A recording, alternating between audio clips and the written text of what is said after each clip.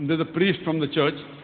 He sent a question that Islam does not allow intermingling of sexes, but we can see in Mecca, intermingling of sexes is allowed. Is this a double standard?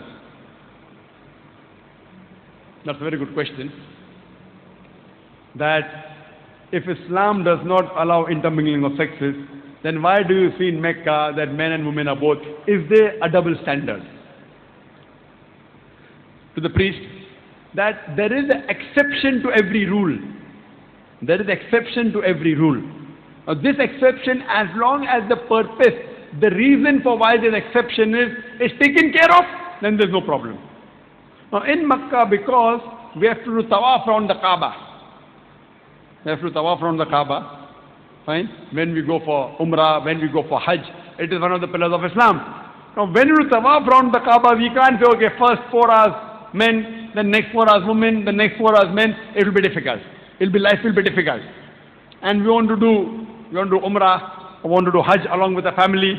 So we can't say, okay, now 4 hours are remaining, so my wife will sit out, or 5 hours are remaining. It will be difficult. Therefore, in this situation, we do along with the mahram. That means when we go for Umrah or when we go for Hajj, we have a mahram that a woman has a mahram, a close relative, maybe the husband, maybe the father, maybe the son, goes along. And there also, they have to take care of the hijab. Now, because it is obligatory that they have to do tawaf, whether they are doing Umrah or they are doing Hajj. So in this situation, because they have to do it, they have to offer a pillar here, we realize that they can enter together, but there also hijab is there. Hijab is there. That means they have to be properly covered, complete body covered, only the part that can be seen is the face and hands up the wrist. They have to be there. If they take care of this, along with the mahram, there's no problem. But in the other mosque, there's no tawaf. There's no tawaf in Medina.